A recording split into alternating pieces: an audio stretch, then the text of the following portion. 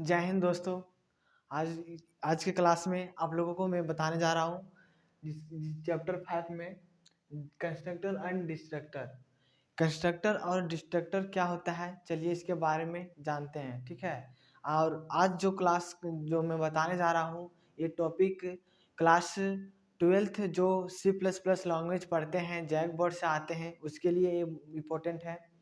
सबसे पहले मैं ये बात बताना चाह रहा हूँ कि जो कंस्ट्रक्टर और डिस्ट्रक्टर है, ये टॉपिक C++ लैंग्वेज के टॉपिक है, जो चैप्टर 5 में इसे पढ़ना है। ठीक है।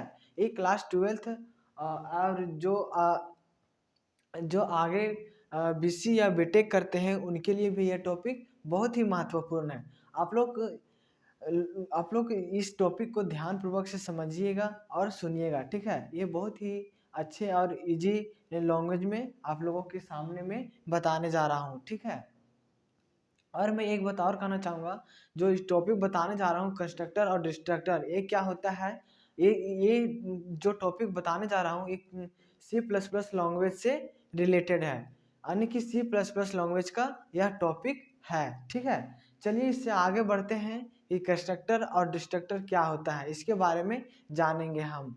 ये तब तक आप हमारे वीडियो में बने रहिएगा, और अगर यदि आप मेरे इस वीडियो में नए हैं तो प्लीज़ मेरे चैनल को सब्सक्राइब और लाइक शेयर जरूर करें। ठीक है। चलिए इससे आगे बढ़ते हैं।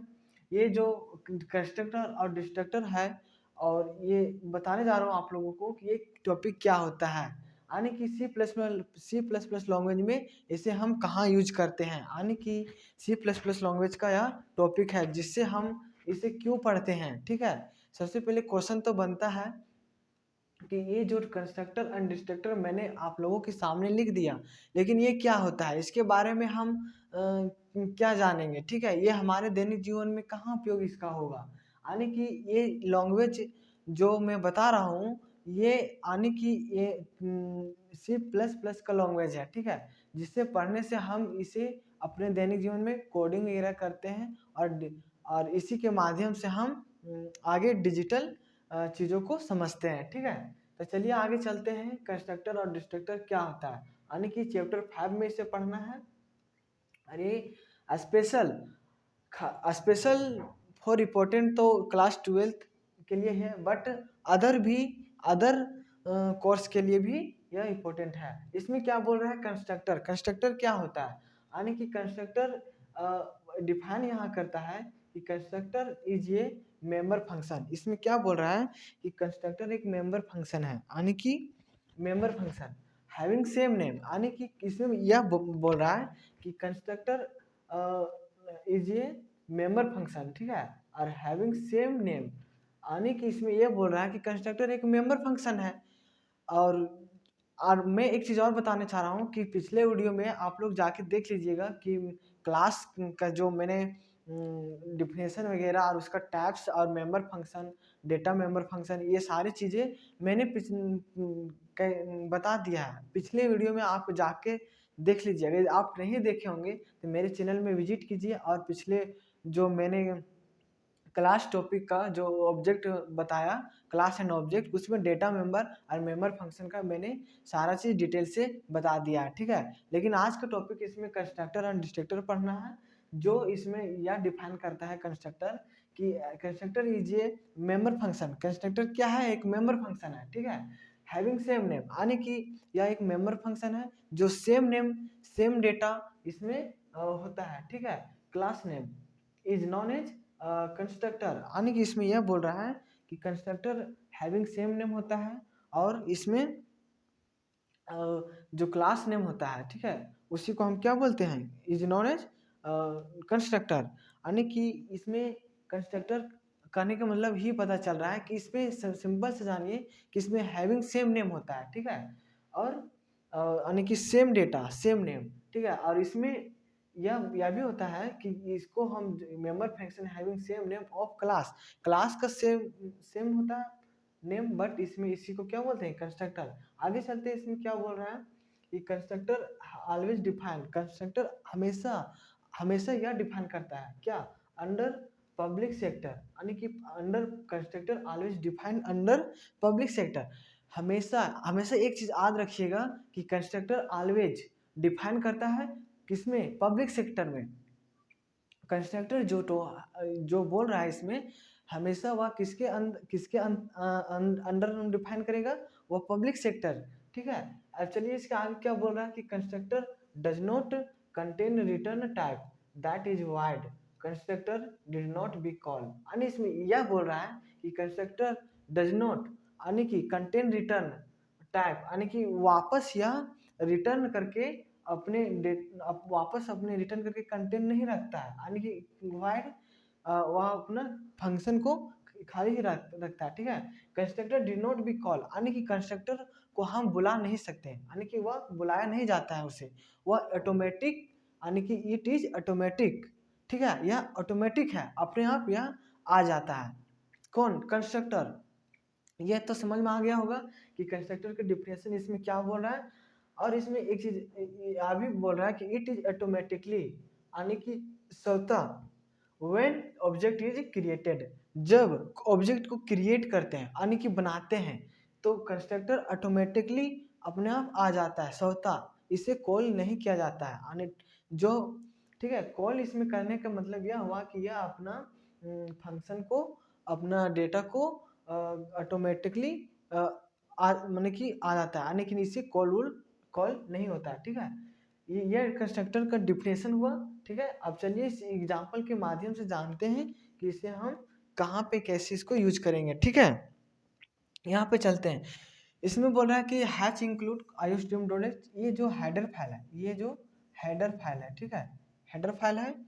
और क्लास स्टार, इसमें क्लास का यहाँ पे कुछ भी नाम दे सकते हैं, स्टार, या फिर नेम भी, किसी का नेम भी डाल सकते हैं, यहाँ पे नेम भी डाल सकते हैं, ठीक है। उसके बाद फिर यहाँ पे ओपन ब्रैकेट पब्लिक से स्टार फंक्शन, स्टार यहाँ पे क्या है, फंक्शन है। सीआउट करेंगे, वेल जैसे सीआउट में कहने का मतलब है कि यहाँ पे हम कुछ भी लिख सकते हैं सीआउट में, वेलकम टू C++ लिख सकते हैं, या फिर वेलकम किसी भी ना किसी भी चीज़ का वहाँ पे सी आउट करने के लिए हम कोई भी चीज़ यहाँ पे डाल सकते हैं, ठीक है। उसके बाद आगे यहाँ पे क्या होगा कि यहाँ पे डबल यानी कि अथी होगा इसका ब्रैकेट वैडमैन, उसके बाद फिर स्टार, यहाँ ST, उसके बाद GTCH करके यहाँ पे क्लोज होगा, ठीक है। ये इसमें इन कंस्ट्रक्टर का ये एग्जांपल था, ठीक है। उसके बाद आगे चलेंगे इसका कुछ फिर डिस्ट्रक्टर का। चलिए तो लेट नहीं करेंगे, आगे बढ़ेंगे। ये तो मैंने बता दिया कंस्ट्रक्टर ये क्या होता है, ठीक है। इस जो मैंने लिखा साफ साफ, ये आप लोग ध्यान से इसे एक बार रीडिंग कीजिए, रीडिंग कीजिएगा, तो इससे क्या होगा कि हमें डॉट नहीं रहेगा, यानी कि डॉट क्लियर हो जाएगा, ठीक है। तो आप इसे आप ध्यानपूर्वक पढ़ सकते हैं, ठीक है। चलिए तो इसके आगे बढ़ते हैं, जिसका नाम है डिस्ट्रक्टर, ठीक है।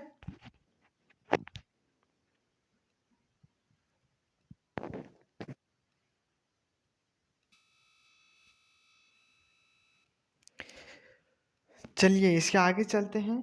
इसके कुछ टाइप्स ऑफ कंस्ट्रक्टर हैं।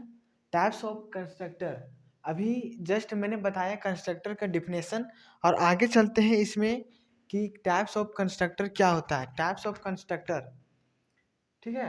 कंस्ट्रक्टर यानी कि इसमें there are 3 types of constructor. Constructor के 3 टाइप्स होते हैं, ठीक है। कौन कौन होता है, चलिए जानते हैं। पहला में है डिफॉल्ट कंस्ट्रक्टर, डिफॉल्ट कंस्ट्रक्टर है। उसके बाद फिर पारामेट्रिज कंस्ट्रक्टर, यानी कि पैरामीटराइज्ड कंस्ट्रक्टर। थर्ड होता है कॉपी कंस्ट्रक्टर। ये तीनों जो टाइप्स हैं, ये जो तीनों टाइप्स हैं, इसका हम एक एक करके जानेंगे कि डिफॉल्ट कंस्ट्रक्टर क्या होता है, पैरामीटराइज्ड कंस्ट्रक्टर क्या होता है, और कॉपी कंस्ट्रक्टर क्या होता है, ठीक है। चलिए एक एक करके जानते हैं इसमें। सबसे पहले यहाँ पे बोल रहा है कि डिफॉल्ट कंस्ट्रक्टर। डिफॉल्ट कंस्ट्रक्टर क्या होता है, यहाँ नाम से ही पता चल रहा है कि डिफॉल्ट कहने का मतलब यह हुआ कि पहले ही से ही, यानी कि पहले ही से उसका कंस्ट्रक्टर बना होता है, ठीक है।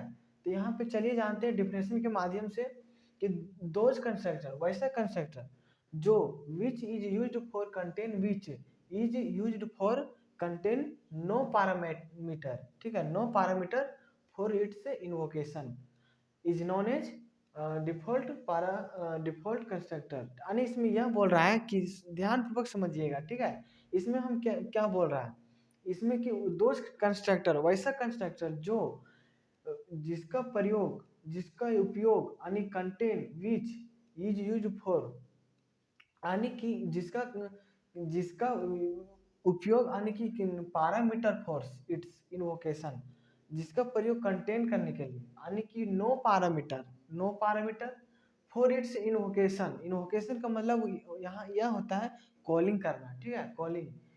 ये तो समझ में आया। उसके बाद उसी को हम क्या बोलेंगे, डिफॉल्ट कंस्ट्रक्टर, यानी कि नो पैरामीटर कंटेंट। इसमें यह बोल रहा है कि डिफॉल्ट कंस्ट्रक्टर वैसा कंस्ट्रक्टर है जो कंटेन तो करता है लेकिन इन्वोकेशन भी होता है, कॉलिंग होता है उसका, ठीक है, पहले से ही। इसी को हम क्या बोलेंगे, डिफॉल्ट कंस्ट्रक्टर। उसके बाद आगे बढ़ते हैं। इसमें बोल रहा है कि the format of default constructor is constructor name constructor function. इसका मतलब होता है नो पैरामीटर, यानी कि उसमें नो पैरामीटर हो, कंटेंट तो करता है, ठीक है, बट नो पैरामीटर। और उसका क्या होता है, इन्वोकेशन यानी कि कॉलिंग, ठीक है। ये तो समझ में आया कि डिफॉल्ट कंस्ट्रक्टर क्या होता है। अब चलिए जानते हैं इसका पैरामीट्रिक कंस्ट्रक्टर। ये पैरामीट्रिक कंस्ट्रक्टर क्या होता है, ठीक है। तो आप इसे ध्यान से एक बार रीडिंग करिए, आपको अपने आप समझ में आ जाएगा कि ये क्या बोल रहा है, ठीक है। चलिए चलते हैं पैरामीटराइज्ड कंस्ट्रक्टर, ठीक है।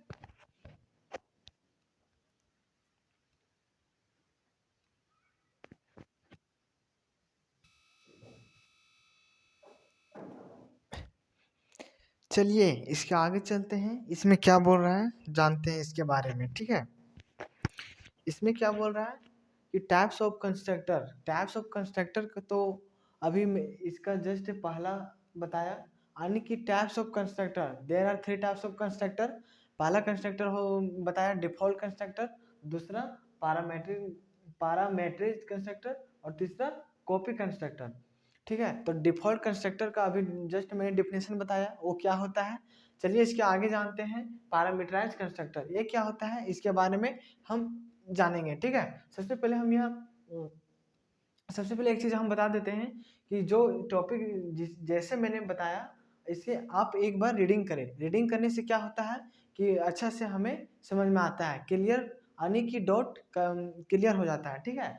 इसमें यह बोल रहा है कि पैरामीटराइज कंस्ट्रक्टर क्या होता है। कंस्ट्रक्टर अभी अभी अभी तक मैंने कंस्ट्रक्टर का ही देख रहा था, और अभी आगे भी जस्ट इसको देखेंगे। उसके बाद फिर जब जैसे कंस्ट्रक्टर खत्म होगा वैसे ही हम डिस्ट्रक्टर में जाएंगे, ठीक है। तो ये टाइप्स 3 टाइप्स होता है। पहला बताया डिफॉल्ट कंस्ट्रक्टर, और दूसरा पैरामीटराइज्ड कंस्ट्रक्टर, और तीसरा कॉपी कंस्ट्रक्टर। इसका डेफिनेशन जानेंगे। सबसे पहले इसमें क्या बोल रहा है कि those constructor which is used for contain parameter for its invocation. इसमें वैसे कंस्ट्रक्टर जो पैरामीटर कंटेन करने के लिए, ठीक है, उसको इट्स इन्वोकेशन होता है, यानी कि उसका कॉलिंग होता है, ठीक है। डिफॉल्ट कंस्ट्रक्टर में क्या था, उसमें नो पैरामीटर था, ठीक है, लेकिन वो क्या था, इन्वोकेशन वो भी था, यानी कि वो भी कॉलिंग से ही उसका वर्क होता था, ठीक है। लेकिन इसमें पैरामीटराइज कंस्ट्रक्टर में क्या बोल रहा है, तो नाम से ही पता चल रहा है। तो इसमें इतना फिक्स है कि पैरामीटर इसमें कंटेंट होगा, ठीक है, फॉर इट्स इन वोकेशन आने की इसका कॉलिंग होगा, ठीक है। उसके बाद फिर इसी को हम क्या बोलेंगे, is known as parameterized constructor, ठीक है। आगे चलते हैं। इसमें फिर क्या बोल रहा है कि the format of parameterize constructor is constructor name, यानी कि इसका जो कंटेंट होगा, इसका जो फॉर्मेट होगा, वो पैरामीटराइज्ड कंस्ट्रक्टर, ठीक है, उसका होगा। यानी कि यहाँ पे कंटेंट पैरामीटर ही होगा, यानी कि जो होगा इंटीजर में, इंटीजर ये बी का जो इसका वैल्यू होगा वो क्या होगा, इसका कंटेंट पैरामीटर में, ठीक है। अब चलिए जानते हैं कॉपी कंस्ट्रक्टर। कॉपी कंस्ट्रक्टर किसको कहेंगे, नाम से ही पता चल रहा है कॉपी, यानी कि वह कॉपी होगा, उसका जो भी उसका वर्क होगा, जो भी उसका इथी होगा, वो क्या होगा, कॉपी होगा, चाहे फंक्शन में हो चाहे पैरामीटर में हो। नाम से ही पता चल रहा है कॉपी कंस्ट्रक्टर, ठीक है। तो इसको चलिए जानते हैं कि दोज कंस्ट्रक्टर, वैसा कंस्ट्रक्टर जो विच use for copy the value of one, यानी कि copy the value of one constructor. इसमें यह बोल रहा है कि इसका कॉपी होगा, किसका, यानी कोई भी एक कंस्ट्रक्टर का उसका जस्ट क्या होगा, कॉपी होगा, ठीक है। उसको हम क्या बोलेंगे, कॉपी कंस्ट्रक्टर, ठीक है। चलिए फिर इसमें क्या बोल रहा है कि the format of copy constructor is constructor name, जैसे इसका जो फॉर्मेट बनेगा उस क्या होगा, ये कॉपी कंस्ट्रक्टर यानी कि कंस्ट्रक्टर, जैसे यहाँ पे ये जो दिख रहा है ऑपरेटर का चिन्ह, ठीक है, इसको हम क्या बोलेंगे, एड्रेस ऑपरेटर। जो इसमें दिख रहा है इसको हम क्या बोलेंगे, एड्रेस ऑपरेटर। ये जो इसको हम बोलेंगे एड्रेस ऑपरेटर, ठीक है, एड्रेस ऑपरेटर। तो ये तो समझ में आ गया कि कॉपी कंस्ट्रक्टर, पैरामीटराइज्ड कंस्ट्रक्टर और डिफॉल्ट कंस्ट्रक्टर, ठीक है, ये तो समझ में आ गया। और जो टॉपिक मैंने जस्ट इसके जस्ट आगे जो जो मैंने बताया उसको एक बार ध्यान से आप लोग देख लीजिएगा, ठीक है। उसके बाद फिर नेक्स्ट टॉपिक में चलेंगे जिसका नाम रहेगा कंस्ट्रक्टर ओवरलोडिंग, ठीक है। ये ओवरलोडिंग क्या होता है, फंक्शन ओवरलोडिंग जैसे मैंने बताया उसका सेम उसी तरह कंस्ट्रक्टर ओवरलोडिंग है, लेकिन फर्क इतना है कि उसमें फंक्शन था, इसमें कंस्ट्रक्टर के बारे में जानेंगे, ठीक है। तो आज का वीडियो इस वीडियो में हम यहीं तक रहेगा, ठीक है। नेक्स्ट वीडियो में आप लोगों को मैं बताऊंगा जिसका नाम रहेगा कंस्ट्रक्टर ओवरलोडिंग, ठीक है।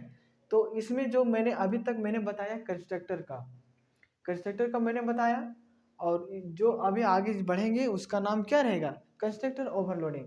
आप लोग को मैं एक फिर से कहना चाहूँगा, जितने भी सारे मैंने टॉपिक बताए आप लोग एक बार रीडिंग कीजिए, एक बार मेरे पिछले वीडियो को देखिए, तभी आप लोगों को समझ में आएगा, ठीक है।